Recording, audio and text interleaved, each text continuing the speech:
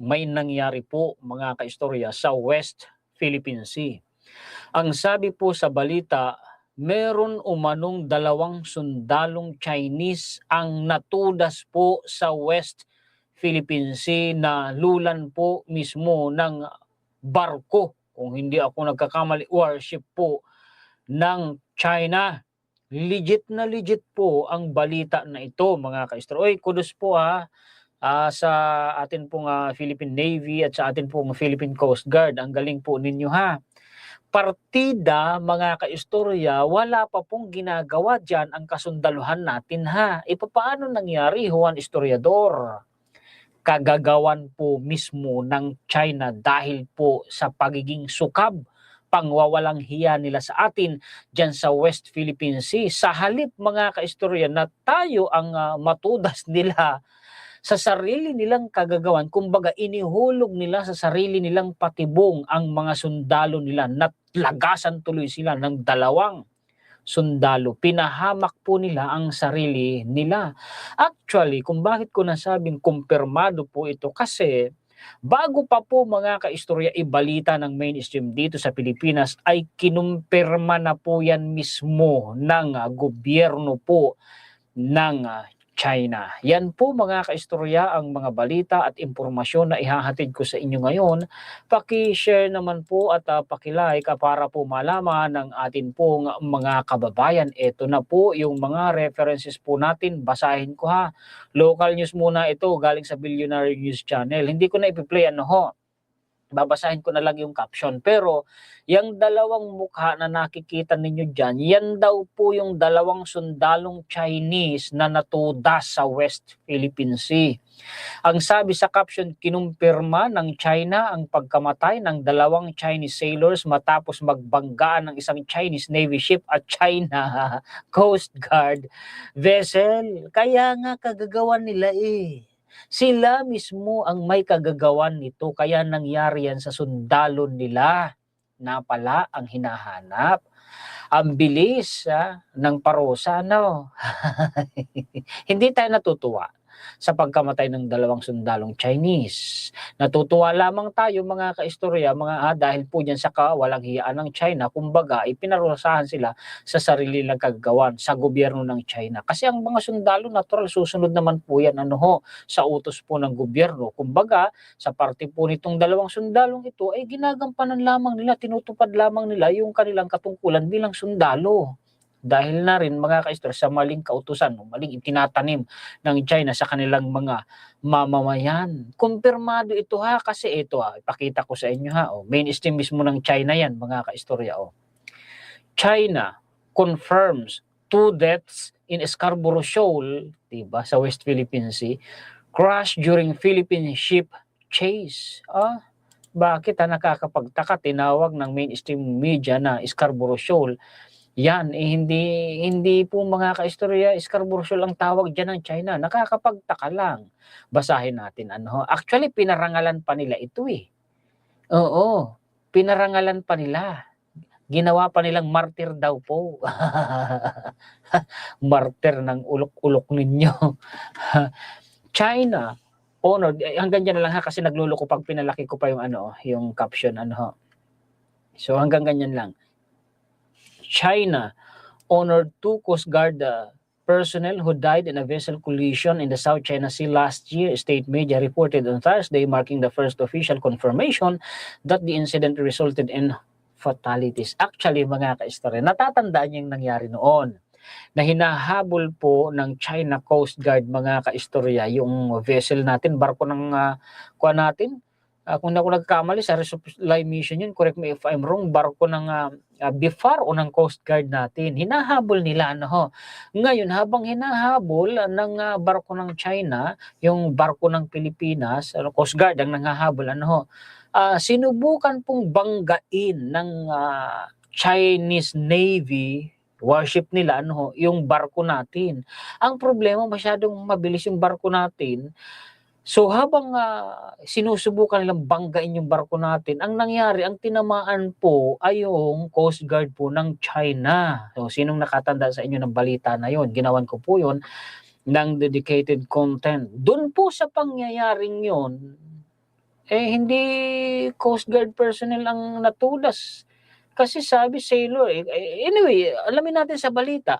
Ito po yun mga ka-Esther. Mamaya, balikan natin ito. Ito yung nangyari noon, di ba? Chinese ships collide during clash with Philippine vessel at contested Scarborough Shoal. Napahiya dyan ng China. Yan yun, no? Ito yung warship ng China. Ito naman yung Coast Guard nila. Parehong wasak ang nguso. Yang kawalang hiyaan ninyo. Napala ninyo, mga ka-Esther. Diba? Yan yun eh. Ito nga, may ano pa dito, teka. Paliitin ko ng konti kasi baka makopyright ako dito eh. Yan, play ko nga to. Sana mag-play. Ayan yun, oh. Yan yun, di ba? Yan yun eh. Yan yun. Di ba? Ito yung vessel natin eh. Itong may nag-video na ito. Ayan wasak. Ang barko nila pareho. May natudas pala dyan mga ka-istorya na dalawang sailor nila. Sige, balikan na natin itong balita na ito. The People's Armed Police on Thursday announced the latest recipients of its loyal Coast Guard of the Chinese People's Armed Police Honor. Coast Guard nila. Loyal Guards, hindi ko masabing Coast Guard. Among the 4 posthumous awards were Yi, Shen Yu, and Cheng Long to China Coast Guard nga. They died during a maritime rights protection operation in the South China Sea on August 11, 2025. Di totoo. On that day, China Coast Guard cutter Nanyu collided with the Guilin, a Chinese Navy Type 052D guided missile destroyer while maneuvering to chase Philippine coast. Aminado sila. Inamin nila yung kamalian nila, yung kasalanan nila. Aminado sila eh. Actually, may related pa dyan si puntahan ko nga si Reuters. Tanggalin ko nga muna ito. Mag-share po ako ng isa pang window mga ka-istorya. Bakit 404? Ito na. Yan. Ayan ginawa pa nilang martir eh. Tinawag pa nilang martir eh. Ayan 2 Chinese Coast Guard personnel marked as martyrs after South China Sea collision last year. Chinese authorities have marked the deaths of 2 Coast Guard personnel on a frontline mission in the South China Sea in August last year, the first apparent acknowledgement of fatalities in the high-profile collision between Chinese vessels. Actually, hindi karaniwan to. Kasi ang China, pag pumapalpak sila, hindi po nila yung ina-announce. Hindi nila yung pinapaalam sa publiko. Yung mga kapalpakan ng mga pinagtatakpan niya ng gobyerno ng China. Kakaiba to A Chinese Coast Guard ship collided. So, hindi ko na uulitin pa ha. Chinese officials have never directly acknowledged the collision, which then Philippine National Security Advisor Eduardo Año said at the time had left 2 Chinese personnel dead and a third missing. May 2 namatay, tapos meron pang isang nawawala. Ano yung nalaglag dun sa barko nila? No. The names of 2 Coast Guard personnel as listed among martyrs on an official commemorative website run by China's Veterans Affairs Ministry. 21 anyos lang yung isa tapos yung isa ay 25 mga bata pa. It is not known when the name of Cheng and Yi were added to the website, but they were being discussed on Chinese social media feeds on Thursday. Bata pa, kawawa rin mga ka-istorya. May pamilya kaya yung mga yun? Anyway, dagdag pa pong balita, mga ka-istorya. Paki-share naman po at paki-like. Napala ng China, ang hinahanap nila.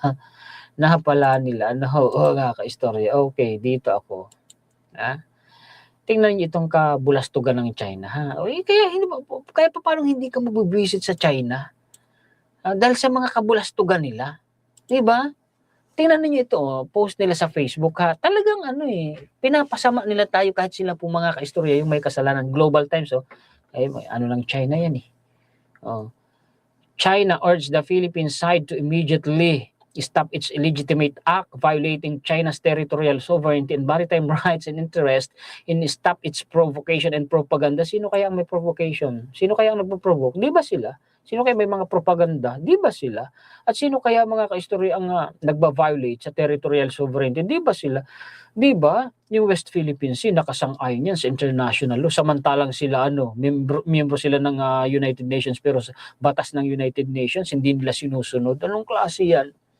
The Chinese military will take firm and effective countermeasures against any provocative attempts to... Sige, tuloy nyo. Total, kayo naman yung nalalagasan ng personal Kayo naman nalalagasan ng sailor, di naman kami. Wang Yan daw, yan yung mga kaistorya, yung Scarborough Shoal, kung hindi ako nagkakamali, yan ang tawag nila. Is China's inherent territory. Nako, yan na tayo China has continuously, peacefully, and effectively exercise sovereignty. Peacefully daw. Pumasok ka sa bakuran na may dala kang canyon water cannon, diba? Nang haharas ka, nang hahabol ka. Diba? And jurisdiction over Wang Yan daw, and it's the only country entitled by international law.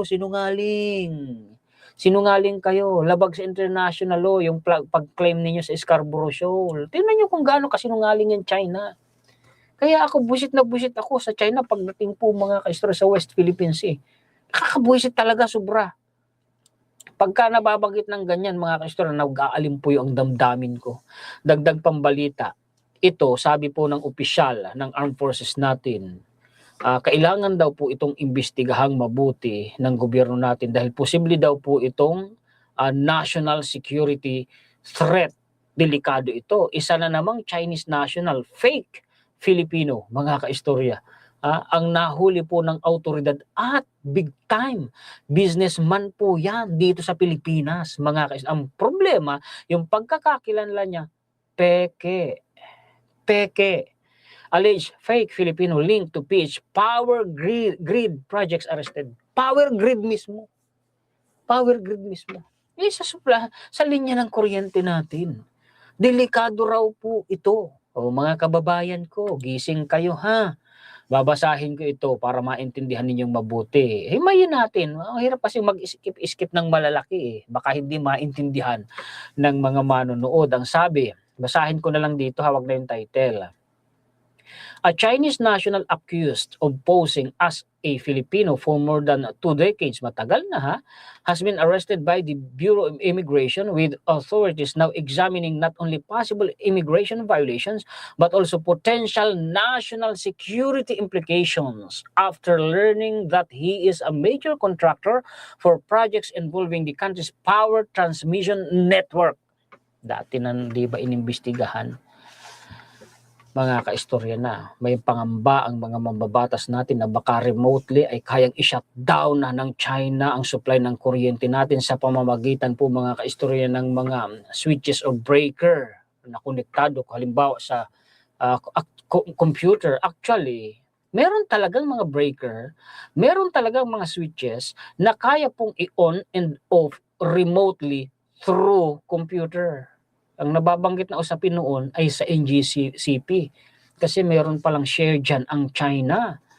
Eto na naman, panibagong balita na naman na may kaugnayan na naman sa power transmission ng Pilipinas. Lawrence Key C. was arrested on June 27 for allegedly misrepresenting himself as a Filipino citizen. Talamak talaga yung mga Marami kasing nabigyan ng mga peking birth certificate ng mga Chinese national Dahil doon na nagsimula ikaya yung sa Pogo nung naging talamak kumbaga ang pagpasok ng mga illegal Chinese national dito sa Pilipinas dahil sa kumbaga deklara noon ng former administration kumbaga ng parang former ng open door for Chinese national dumagsa noon dahil diyan sa mga Pogo na yan. At dyan din mga kaistorya naging talamak yung pagbibigay po ng mga peking birth certificate sa mga Chinese nationals. Of course, pera-pera. Di ba inimbestigahan yan yun noon sa House of Representatives? Grabe, hanggang sa Senate nga tingnan niyo si Alice Guo. Di ba? Authorities seized several documents they believe were fraudulently obtained to support his alleged claim of Philippine citizenship. Kita niyo mga peke, pero nakakuha ng Philippine passport, may birth certificate, may marriage certificate. Grabe. May record pa sa NBI at sa LTO. Grabe no, paano niya ito nagawa? Sabagay kung mayaman alam niyo naman dami pong mga kaistoryang mga buwayang opisyal sa mga ahensya ng gobyerno na natatapalan ng pera ang mata at bunganga. He was immediately taken into custody. He is now facing case for undesirability for allegedly misrepresenting himself as a Filipino. Cases involving foreigners who use Philippine documents to pretend or misrepresent themselves as Filipinos are considered violation of immigration laws. Sige. May meron pa ditong sinabi si wait lang. Ito, malaki pala yan Malaki pala ang niya, no? The company's 2026 General Information Sheet shows that C owns 88.80% of MaxiPro's shares. In its 2025 filing, his ownership stood at 98.80% nitong share ng MaxiPro Development Corporation. Grabe According to MaxiPro's website, the company has completed 11 NGCP projects and is currently undertaking 6 more. Binanggit ko kanina NGCP. Ay, ito literal binanggit na nga dito NGCP mga nakakatakot ang nangyayari sa Pilipinas. Nakakatakot mga kaistorya. Grabe. O tingnan ninyo, sabi po ng Armed Forces of the Philippines. Armed Forces o AFP spokesperson for the West Philippine Sea, retired Rear Admiral Roy Vincent Trinidad, said cases involving foreign nationals engaged in critical infrastructure projects should be thoroughly investigated. Ang pangamba ng Armed Forces of the Philippines, dapat imbestigahan itong mabuti. Bakit? He said that aside from possible immigration violation, authorities should determine whether foreign nationals involved in essential government infrastructure projects pose national security risks. Ay meron niyang kontrata sa government infrastructures, sa NGCP mismo.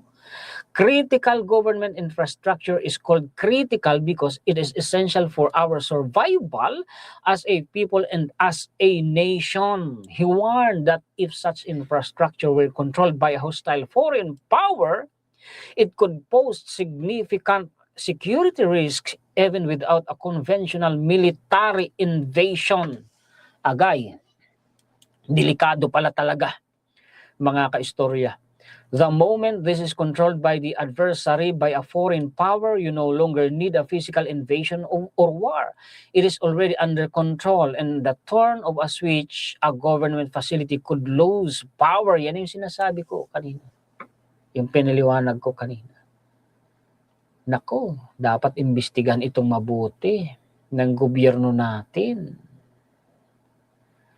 Baka may mga kasangkot pa itong opisyal na talamak talaga ang sa gobyerno natin, nakakaumay na, nakakadismaya. Uulitin ko na naman yung sinabi ko, yan ang dahilan. Dahil sa mga gahaman ng mga Pilipino, kaya ang hirap mahalin ng Pilipinas, ang bigat ipagtanggol. Yan po mga kaistorya ang mga balita, impormasyon, komentaryo, kritisismo, opinyon at reaksyon na maibabahagi sa inyo ngayon ng inyong lingkod. Kakulot yung loko, nababawasan kapugian ko. Konsumisyon talaga tong China na to Paki-share po at paki-like mga kaistorya para malaman ng ating mga kababayan. Maraming salamat sa inyong mga sulit kaistorya sa buong mundo. Mabuhay po kayo. Shout out po sa inyong lahat. Maraming salamat higit kanino man siyempre sa ating pong Panginoon. Muli ako po si Juan Historiador, ang tagakwento ng totoong istorya ng kasaysayan na nagmamalasakit sa kapwa ko Pilipino at nagmamahal sa bayang ito ang bansang Pilipinas. Salamat po ulit.